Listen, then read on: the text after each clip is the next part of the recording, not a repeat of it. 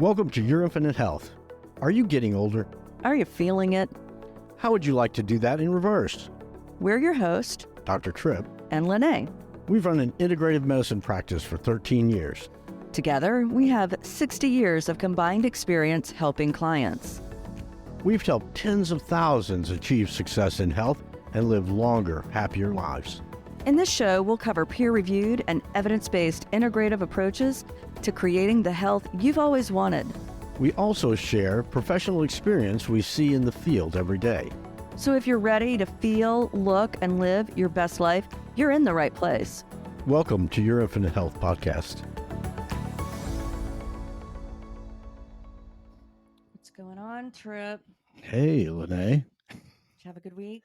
Oh, had a great week. Had some really positive results on some of my neurodegenerative patients that are getting biological nanoparticle therapies and Not to be confused with stem cells. or exosomes. Well, before you go into that, I have a joke. Oh, you do? I do. What did the tree say after a long, cold winter? I don't know. What a relief. That's really good. I know. Okay. Okay. So, but I want to hear more about this exciting. Well, it's exciting study because that you had. it's exciting because it's happening in more than one of patients I'm having with Parkinson's disease. Really interesting that significant improvements in their clinical status after a couple of treatments with the biological nanoparticles through nasal inhalation, and which is actually the best way for these nanoparticles to be tracked into the brain, but and into the central nervous system for that Because matter. it crosses the blood-brain barrier. Correct, but actually the mechanism's very interesting because it is actually taken up in the nerve endings of the olfactory nerve for the vast majority. And it's really interesting concentration in the brain and tracking thereafter to the area of disease or inflammation. So really interesting results with significant decrease in Okay, that's resting tremor and yeah, that's all okay. nice. Okay. Yeah, that's all nice. It's very broad and very that's a high level view. But I want to know specifics. So you have I'm thinking of a particular patient that came in with Parkinson's, and how did he present at that initial consult? Oh, he came in a wheelchair. Was had been told by his physical therapist and trainer that he had become too weak to do any of the significant training. Like he used to do some boxing and things like that, and he had gotten so weak that he was unable to do that any longer. And the fact that he came in the wheelchair was already Well, and I remember when he came in, he seemed what's out of it, not mindfully present, kind of zoned out. correct. Okay, and so how long ago? So That's been about 2 months now, and Okay. 2 to 3 months, he's and been seeing me for 2 to 3 months, and he's had so a he's couple of only. had the optimization process Mhm. plus the biological nanoparticles, and a couple of treatments with those. And when he came in this time, he was barely using a walker that he had, Barely using a walker, and wheelchair to barely using a walker in and 2 months, back to boxing. and back to boxing. Back to boxing, That's significant amazing. increase in strength, and his clarity of thought had improved, and he's quite a funny guy actually. So it's very interesting. Very interesting. Right here. Fixing his mic, listener, because he always never wants to put it where it's So fixing, so a lot of the resolution of a number of the symptoms that were compromising his lifestyle, and his wife also, she had a number of interventions, prolotherapeutic interventions that have virtually resolved her back and hip and Oh, knee I discomfort. talked to her Yeah, and she was like, she she's was, I was like, how are you doing? Oh, great. No more back pain. It's great. Like it was pretty amazing. yeah. That is non-surgical intervention there. It's pretty cool. So really neat outcomes, and they're very gratifying. I love seeing these kinds of outcomes, and look forward to more of them. More and more. So, well, that's cool. We're keeping our guest waiting. So we have a guest Oh, today. mhm. Really excited to have him on. Hope I don't butcher his last name. Dr. Anthony Balduzzi is the founder and CEO of the Fit Father Project and Fit Mother Project. Experienced a pivotal moment in his childhood when he watched his own father work relentlessly only to succumb to illness and pass away at the young age of 42 years old. Anthony was only 9 at that time. This life changing event inspired him to dedicate his life to helping busy fathers and mothers aged 40 and above to lose weight, build muscle, and improve their overall health for the well being of their families. He is a licensed naturopathic physician in Arizona. He holds a dual degree in nutrition and psychology from the University of Pennsylvania. In addition to his academic achievements, he is a former national champion bodybuilder. Through his unwavering commitment and efforts, Dr. Balduzzi has successfully helped over 60,000 families across more than 100 countries through his Fit Father and Fit Mother programs. Thank you so much for joining us, Dr. Balduzzi. All right. Thank you, Dr. Anthony Balduzzi, for being our guest today. I really appreciate you taking the time, as you said, Friday night, like other things to do. But so I thank you for sharing your time and your wisdom with us. The pleasure is mine. I look forward to a great conversation. Yeah, cool. Well, so tell us about you. How'd you get to be where you are? Like, it's a I know it's a big question, but you can And start anywhere you want I'll to. give you an abbreviated version for sure of the life story. Okay. So, the work that I do now is helping busy moms and busy dads, particularly over 40, develop sustainable health routines, lose weight, build muscle, and just create a lifestyle that helps with longevity. Those companies are called Fit Father Project and Fit Mother Project. And as you can imagine, when I was growing up, I didn't think I would be doing this line of work. But what was unique about my childhood is I watched my own dad get very sick. Like many parents, he just busted his butt to provide. His health routines were on the back burner. And one day he had a grand mal seizure, and we rushed him to the hospital. And that's where he got his diagnosis of terminal brain cancer. And he Oh, battled wow. that for many years. It was a glioblastoma, and he battled it for many years. Chemotherapy, radiation, brain surgery that was as best as they could do, but it left him paralyzed on part of his body. What was amazing about that experience for me as a young kid is just to see like the man I looked up to the most and loved like kind of wither and deteriorate and like still wanting to do the best. And he was an amazing dad still, played catch with me with a one hand baseball glove, take it off, throw the ball. But I saw the impact of not having vitality and what that was like for a family. And he ended up dying when he was 42 years old.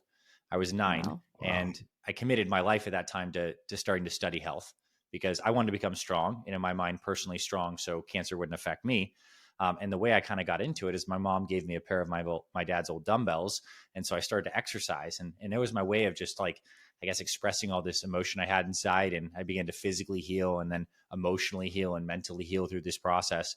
And then fast forward through a journey of lots of fitness, competitive bodybuilding, I decided to go to naturopathic medical school because I knew that there was a holistic way of approaching and treating people that I already saw before like this field of integrated medicine and functional medicine really started to blow up and like bring all these facets together. I'm like, man, I see that there's a deeper way to help people with a lifestyle. And so I began to get into that medicine. And as I was doing that, I saw many people like my dad, busy parents who couldn't find a way to create a sustainable health routine. So I started to Mm-hmm. begin to build the programs. And that's where the Fit Father Project came from. And we've been doing that for about 10 years. I say I have a team of about 20 people. And we've helped over 60,000 dads in over 100 countries go through our program and create great health routines. And we have Fit Mother Project too, which we started several years later. And we have a lot of ladies there who are seeing great success. So along that, I guess that's kind of like my professional trajectory in a short nutshell. I'm also a father. I have a daughter now. And it's a beautiful experience. And also, I've gone through some profound healing, not just the emotional, but in my last year of medical school, I completely created a crazy situation where I was skiing very out of control, and I flew into a tree and I shattered my Oh my right leg, God. and I had to go through 6 reconstructive surgeries to lengthen my leg and regrow it. So I've had stem cells, exosomes, PEMF pads, and so I have a lot of experience with personal healing as well, and like regenerative medicine and the natural approaches to that, which I know you Awesome. guys do at your center. So I have a lot of direct Right. experience on the patient side of that. Cool. I'm so sorry that that happened to you. That's so scary. I definitely, and it was amazing that moment. I think there's these things in our lives where it almost feels like, you connect the dots looking backward and like that needed to happen, or at least I choose to create that. And it seems a little more Hmm. significant than just an accident. Earlier Hmm. that day when I was skiing, I almost had a crash earlier that day. I was carving and I kind of caught an edge and flew into this little mogul field. And I was like, wow, I should really slow down. That could have been a terrible accident. And then, go ahead, proceed 4 hours later. And I go ahead and get into hit the tree. And I think my personal life story has been through a very much healing through physical pain. Believe it or not, the night my Hmm. dad died, I was actually in the hospital with a broken arm. So it's like it's like Oh, wow. a symbolic aspect Hmm. of a lot of these like body breaking and body healing that I found a lot of meaning and wisdom in. So I'm grateful for the experiences, certainly in hindsight. Wow. Yeah, well, I'm glad you came out on top for sure. And I'm curious, so you did the kind of off on topic. You did stem cells and exosomes on your leg. What kind of experience did you have with that? Yeah, well, I mean, in the process, like when I injured my leg, I mean, my femur exploded into 5, 6 pieces, and so the reconstruction of that is you put a metal rod inside and you allow the bones to kind of heal up into that massive bone callus. And in the process, I was going through that. I didn't have stem cells at that time. I did a lot of PRP, particularly around a Hmm. lot of the connective tissue around the knee. And later on, I've got bone marrow derived stem cells from my hip, and we put them into the knee. And what I found was interesting is like some of these regenerative injections, as you both know intimately, like create the kind of inflammation that stimulates healing. I felt Hmm. like I had a somewhat anti-inflammatory effect, at least from the bone marrow derived stem cells, and I've seen some persistent good healing from that. I've also tried the V cells, VSELS, very small embryonic like stem cells derived from the blood and laser activated. I can't say I experienced a lot of benefit from that, but the bone marrow derived stem cells definitely effective. If I had to quantify it in power level, it seems like it was as effective as a couple treatments of a PRP. But a PRP has also been a huge factor in a lot of my physical healing. Hmm. Interesting. Cool. Well, I'm glad you had a positive outcome from that. Yeah, What going back to the fit father, fit mother, what does that look like for a prospective client? for sure. How does that work? Basically, we lead people through. I'll use the word sacred because I think it is. It's like the process of getting yourself healthy is kind of like a sacred journey because it makes you come into contact with all these different mental and emotional habits and patterns and addictions and your deep desire to live well and to connect your health to these deeper values you have in life. So we've developed like a very stepwise process to help someone do this. They sign up online on our websites, and we have the program and the curriculum that's like a facilitated program where me and my team walk people through these steps, but they're featured inside an app that can be available on mobile or web or wherever you do it. And the first step of the program is we have people actually do some deep journaling and reflection work to get very clear about why their health is really important and like why now. We help people create new neuro associations between the values they already hold dear and their actions and what they want to establish and what they want to break free from. And we culminate in writing a mission statement. And what I found from helping so many clients, it's not that people don't know what to do. It's like actually sticking to things. And part of that is this emotive, emotional capacity that we have. So we help people connect to that mission. The second step was we get them on a sustainable nutrition plan, a keyword being sustainable. There's a lot of diets that people can follow that don't work long term. We have a particular way of coaching nutrition that works well for busy parents and is sustainable with less friction. 3, we get them on some joint friendly, age appropriate exercise. I mean, strength training exercise is like a fountain of youth, especially over 40. I think it's more important than ever.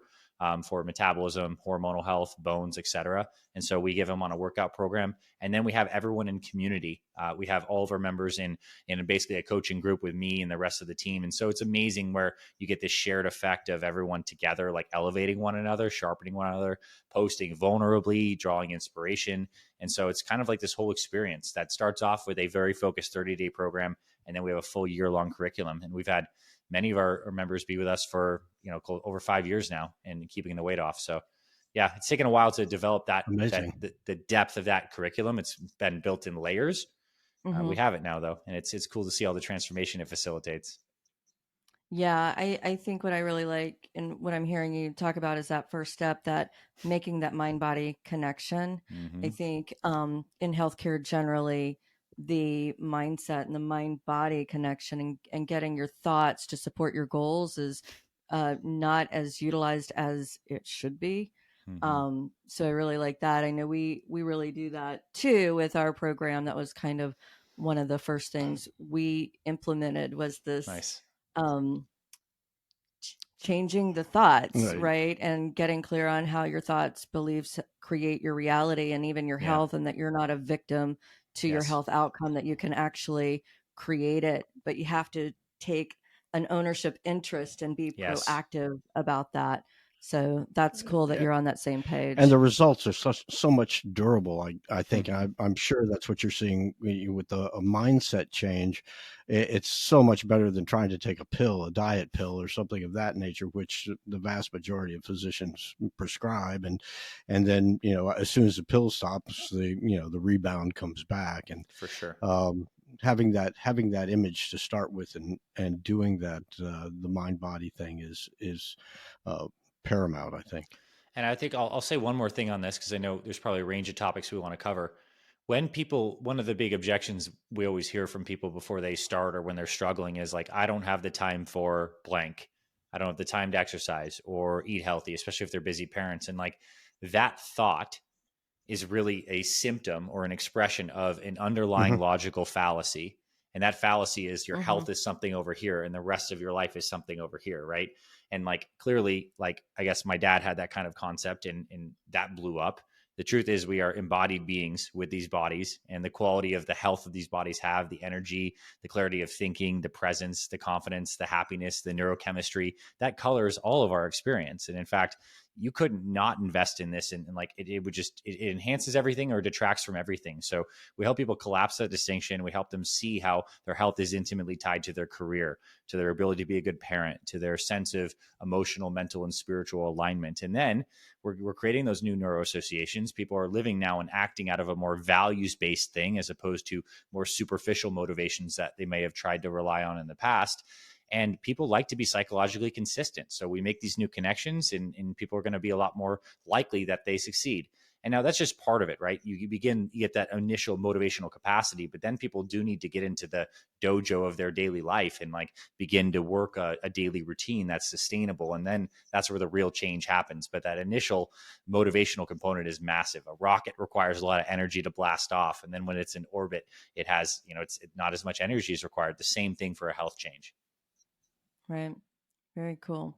So what is the difference between somebody who has health needs and they're 39 versus the person that's 40? You focus on 40-year-olds. Maybe very little between 39 and 40, but I think quite a bit between 25 and 45.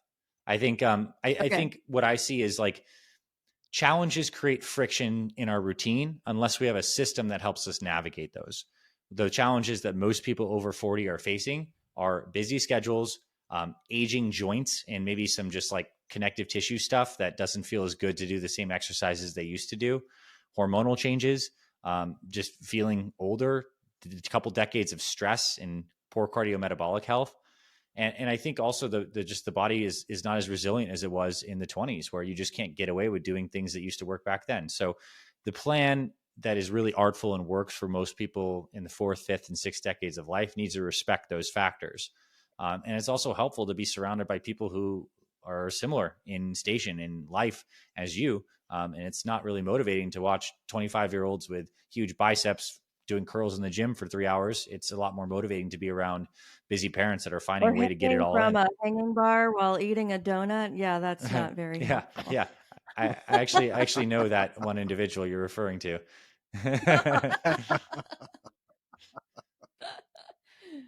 So what are some practical steps that somebody over 40 would be able to easily implement from a nutritional component?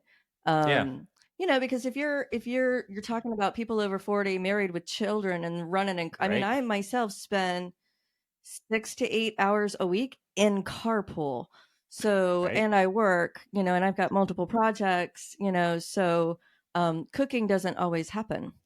So Yes. what is your recommendation in those scenarios? I think that's the right way to think and approach this conversation. I think our lives, when we break them down, are ultimately a series of days, and we need to have a plan to master or at least run the day effectively and make better choices and make those choices the healthier ones on default. And the cool thing about nutrition is you're going to eat anyways, and you could either be eating food that's causing inflammation, blood sugar dysregulation problems, or stuff that's healthful. So we really help Yeah. people sink in a day. Here's what a day in the life looks like for a fit father or fit mother. Wake up. First thing we do within that initial window of waking up is focus on rehydration. 20 to 32 ounces of water, ideally throwing some trace minerals in there.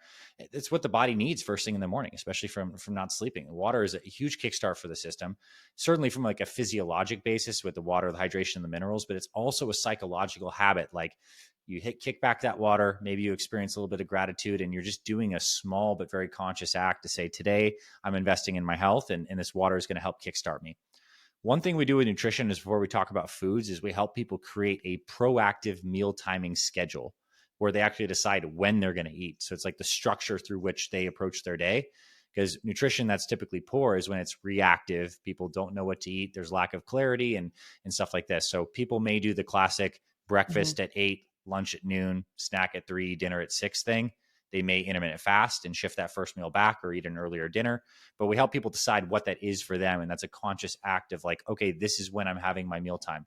And it doesn't say it has to be the same every day. Like a lot of people find they may do intermittent fasting during the week and have breakfast in the morning or on the weekend with the family. That's fine. But creating that proactive scaffolding. Now, more from like a behavioral perspective than actual like nutritional components. When it comes to a sustainable nutrition plan, we need to balance consistency with variety. And we want to be consistent early in the day, like where you're busy, you're taking care of kids and you're getting going in your work projects. You don't want to use a lot of cognitive load figuring out what to eat for breakfast. And the healthiest people, and I've talked to hundreds, if not thousands of them, pretty much all have a dialed in go to meal number one. And I'd be curious if either of you have that, but we help people establish a go to standardized breakfast.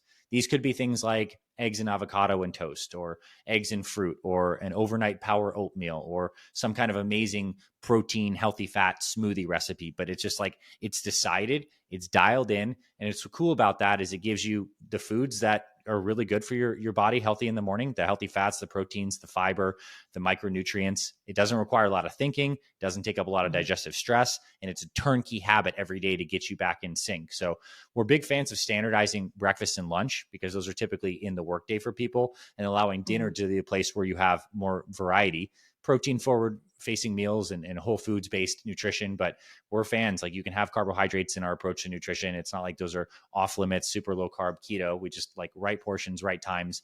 But I think the inside of, if you haven't standardized your first 2 meals of the day, that can be one of the greatest changes, because now you have 2/3 of your meals are going to be generally healthy, and that's going to trend you in the right direction. So do you both have a standardized meal one and two, or are you doing something I different? mean, we generally, yeah, I mean, breakfast, it's generally eggs and bacon. That's what Yeah. I crave in the morning. Lunch, we generally work through lunch Hmm. and then eat dinner around 5 or 6 o'clock, and Nice. we eat out a lot. So, Yeah, there you go. but That's and again, isn't that your variety? You have consistency in the morning, and then you have mhm, variety in the evening. That's Hmm. it seems like it's on point there. yeah. Okay, physical fitness. Don't Hmm. have time to work out. What do you say?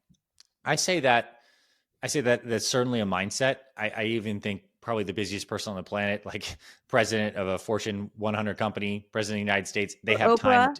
Even Oprah, Oprah has time to Oprah work has out. time to work out, right? It's truth. Now, the cool thing is exercise to be effective doesn't need to take a lot of time, but there is a trade off between intensity and duration. And when you're over 40, your recovery capacity is not as good as it used to. And the good news is you don't have to train all the time. So what kind of exercise we're big advocates of is resistance-based exercise, strength training, but we do it with functional movements that you need to be strong at when you're 20 and when you're 80, like squatting down, picking things up, pressing and pulling overhead, pushing away from your body, pulling towards your body. These are things like swings, squats, shoulder presses, rows, push-ups. And we put these in a circuit fashion. So you're getting the strength, the cardio, and the mobility all in one session. And these only take around 30 minutes. So if someone's like, I don't have the time, I'm pretty sure you have the time for a 30-minute workout twice a week, right? You do. Twice a week. And yeah, you're very lenient. Well, That's a we very build up, lenient standard. we build up, Okay. we build up, but like these are high intensity workouts and you will be sore for a period of time after that. I mean, trust me, we have people in their 60s with 6-pack abs. They're training more than 2 times per week. But I think if you're not doing anything and you're caught in that all or nothing mindset where you're like, oh, I can't exercise, I don't have the time, then like 2 times a week is 1,000 times better than 0 times per week. I mean, That's true. right? So we also like to draw the distinction between formal workouts and daily exercise or daily movement. They're different. Like formal workouts are what I just described as a strength training or a class or something like that. Daily movement is what the human body requires for longevity. Like you go to those pockets of longevity around the world, the centenarians, they're not doing P90X or Zumba. Like they're gardening, they're walking, they're Even moving the guy around. that was doing P90X is no longer doing P90X. So Yeah, this is true. It's funny and sad, but true. Yeah, right. Tony had some health challenges, unfortunately. Yeah. But I got to say, like daily movement is the right mindset of always checking that movement box. So getting out, I'm a huge fan of like the aspect of circadian rhythm, morning walks if possible, just like taking more steps, moving more. Like that's the box you check every day just for well-being. The workouts are slotted in your schedule like meetings.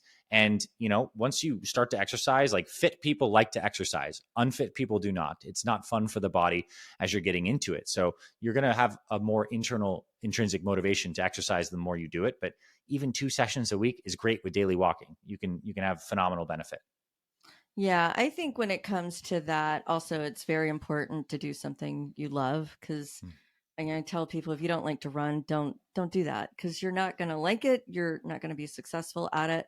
So finding something that you actually enjoy doing is also a key to being successful. I completely agree with you. I will say if there is some medicine here in this exercise that you must take, even if it tastes bad, is like strength training, especially if you're over 50 and over 60, is probably something that if you can get it in, even if you don't absolutely love it, will provide such phenomenal benefits for you cardiometabolically, maintaining your muscle mass, which is just so important as now understanding is truly an organ of longevity in a certain sense, activating those sirtuins and genes associated with longevity. Strength training is a use it or lose it kind of game. And I even think for women too, like women, especially postmenopausal, strength training is essential for protecting bones, helping with those hormonal changes that are happening during and after that time. So I'm a huge advocate of strength training as a basis. Yeah, I mean, we definitely promote. You got into these bands, these like heavyweight bands. Not the dead weights, but using the elastic bands that are more adaptive to the normal muscular physiology as opposed to the dead weights and that. Yeah, you get that variable strength curve. Yeah, exactly. Cool. You also talk about stress management. Well, I mean, this is my fundamental premise and understanding as I've matured in health and fitness and in medicine is that like the nervous system has certainly a stressed state and a relaxed parasympathetic state. And I believe to live a long and healthy life and to heal and to experience the emotions of joy and peace, we need to be able to create a parasympathetic dominant tone almost all the time. We activate when we need to be stressful, but we heal in parasympathetic. It's the baseline healing state of the body. And in fact, the opposite. Tracy in Wisconsin wants to know what you mean by parasympathetic. Right. So there's 2 branches of the nervous system. The sympathetic is often referred to as the fight or flight, and it's associated with the different chemistry in the body of high cortisol, high adrenaline. It's when we're increasing our blood pressure, increasing our heart rate, liberating and breaking down sugar to respond to an immediate threat. The caveman runs away from the saber-tooth tiger, but in today's day and age, it could be anything. It could be just like stress from driving on the highway, experiencing some road rage, or a big work project is impending. The nervous system will respond by creating the chemistry to acutely respond to a quick stress. And the problem with that is that's at the expense of basically crushing your immune function, basically taxing your lifeline in a long-term perspective, putting more stress on your heart and your cardiovascular system. So those that feel like they are stressed more often than not, like they're going to be in more sympathetic nervous system. The stimulants that we use, the coffee that we all have, I'm not saying it's bad and we shouldn't necessarily have it, but it's also creating a more sympathetic tone in the nervous system. And certainly the way we even process our thoughts and emotions, right, is also changing us psychologically and then neurochemically, all the cascading effects of how we respond to stress. And I'm telling you, the longest living creatures and the longest living human beings stay in a parasympathetic state. They're able to stay relaxed. And there's many ways that we can do this. There's mindfulness practices, breathing meditation, exposure to cold or sauna, and using temperature as a way for us to learn how to get down. Doing some emotional trauma healing work of being able to like release some of these patterns that have really governed us, to reduce the stimulants, to sleep better. But I think the whole constellation of things is an important idea here, that to live a long life, we must learn how to relax. And it's going to be unique to each of us in terms of the modalities that we have.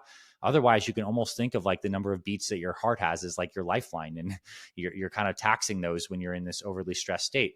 And I also think this plays into the whole circadian rhythm discussion and the influence of light on our genes, and the influence of light.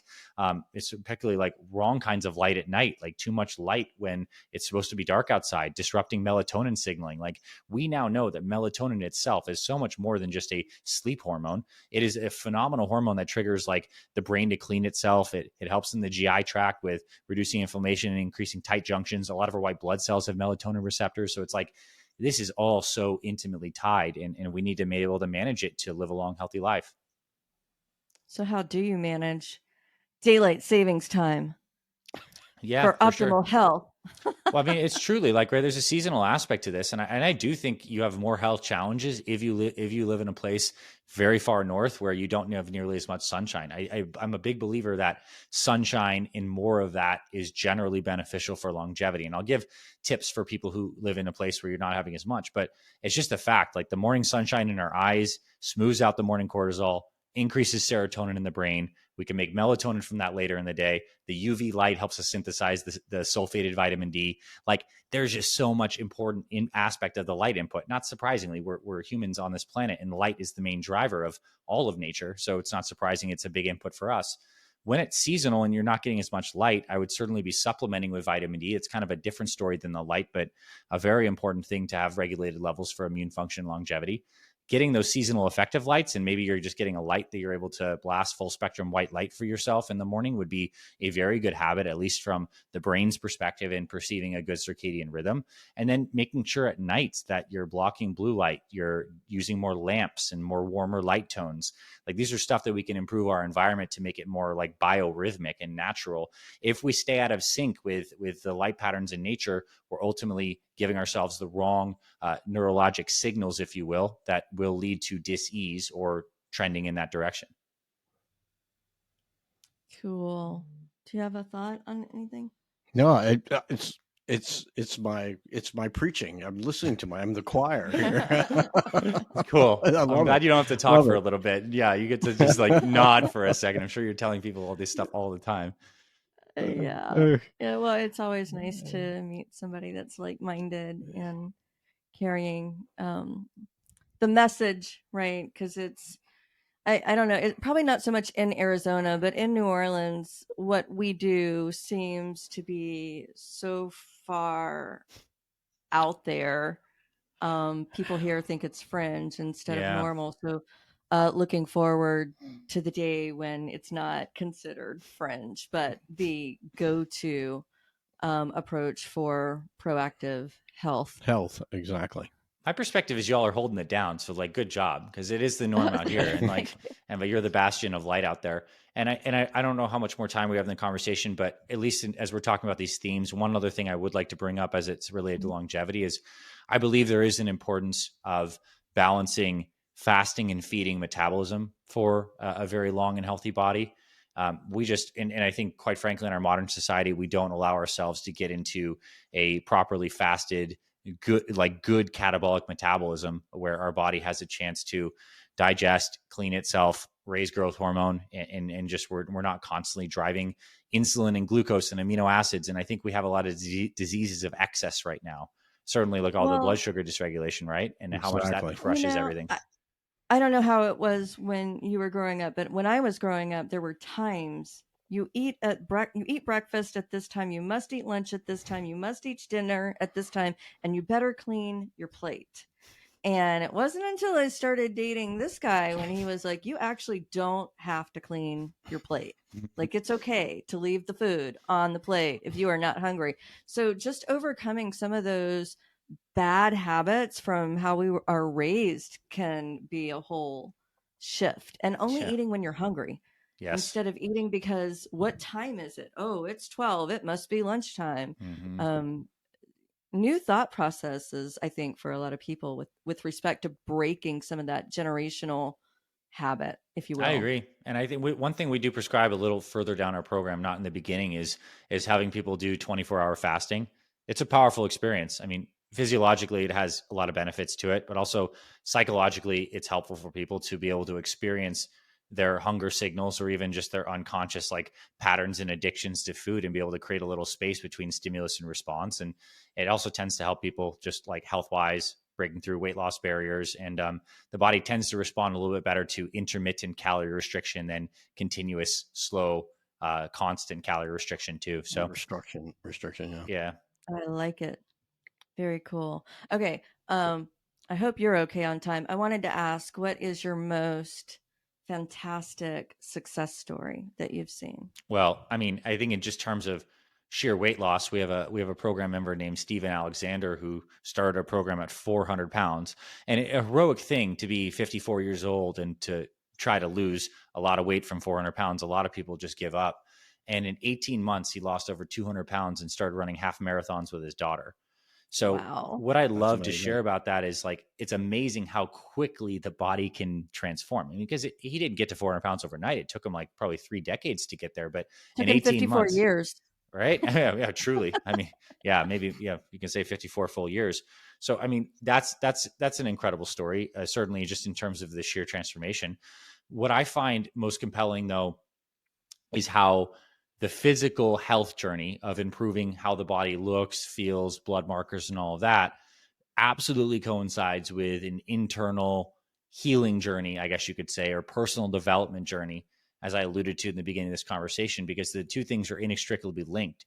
Our internal environment, how what we think, what we hold is true, and what we value ultimately gets translated and expressed as our behaviors and our habits, which we end up more or less wearing on our bodies as the way we look, feel, and move. And so when you're unwinding this process of like the physical dimension of the body, you're inherently working with these deeper aspects of our mindset, our psychology, our emotions. And it's so cool to feel how people like heal and feel more joy through the process of getting fit because they're releasing weight on many levels, not just physically, but like emotionally too. And I think the word health, it means wholeness from the old Germanic. And I think wholeness is when we feel whole on all these different levels of our being. And I love how the body can kind of feed into the mindset just as well as like good psychology and people getting therapy or something like that often translates to more exercise and better eating habits. It's a two-way street. And I'm always just so humbled and floored by that. And I feel so much significance and so much pride when someone undertakes a healing journey and understands their weight loss and their regeneration is more than just I'm improving my body composition or the way I look. And they really take it on as like the totality of what it really is. It's like doing the heroic steps to improve your life and your habits. It's amazing to me, continues to inspire me. And it's one of the reasons why I put so much effort into my work. Yeah. Very cool story. Awesome. Yeah. One thing that you would like the listeners to know. Okay. And this is maybe from my perspective as a naturopathic physician. I believe that health is when we live in accordance with natural law. And natural law is what we may be able to observe as the cycles of nature, the proportions of things, the physics that governs what we experience as reality. And just like we'd all agree that a plant needs good soil, sunshine, and water, the human body has certain inputs that it needs. It needs a lot of good, clean water. We need to stay hydrated. Aging is a process of some bit of dehydration. Our skin wrinkles, our discs in our spine get less hydration. We need water. Up. Yeah, right. We need good, natural, non-processed food. And I'm not talking about diets. I'm talking about like back to nature, like it's stuff that's not made from a plant or needs a long ingredient list. We need daily movement. We need to be synced up with the sunshine rhythms, and we are social creatures. So we need a feeling of connection, love, and a meaningful purpose and people to spend this time with. And insofar as we deviate in any of those categories, we experience dis-ease. And I think our modern culture and society right now is making it very easy for people to deviate. And if they don't do anything, they're caught up in the current of just like the fake processed food that's out there, the over reliance on pharmaceuticals that should be there to like help in certain situations, but not be band-aids to mask people up because they're not living in alignment with natural law. And so I think when we have this deeper perspective, I find a degree of spirituality in my health because of that. I find it is more than just tending to my body. It's like it's tending to what I see to be true about how we as humans integrate with this life experience in the way it's designed. So that's what I'll leave people with today. I love it. Great stuff. Yeah. Great stuff. Really love it. Where can everybody find you? So the work that I do with helping dads and moms over 40 is through the Fit Father Project and Fit Mother Project. So the websites are just as they sound, fitfatherproject.com or fitmotherproject.com. On the sites, we have all of our case studies, amazing blogs and videos, and free meal plans and workouts. If you want to join our email list, we'll send those to you as well. And the other place that's great to connect with me and where I hang out on social is our YouTube channels. We have wonderful YouTube channels where we go deep on all these different pillars we talked about. So if you enjoyed this and you just want to learn more from there, you can find Fit Father Project or Fit Mother Project on YouTube. Awesome. And everybody, I'll have the links in the notes somewhere on the thing where you can find it. On the notes click. Thing, show notes. Wherever they go. Well, thank you so much for sharing your Friday night with us. Really appreciate Likewise. it. And really enjoyed meeting you and loved everything you said. Absolutely. I feel the comfort of this conversation and the resonance. So thank you both for your time. Thank you. Really all right, listener. It. Hope you found this informational, educational, inspirational, somewhat entertaining. And until next time. Thanks for subscribing to Your Infinite Health. I'm Dr. Tripp. And I'm Lene. Until next time, feel it, look it, and live it.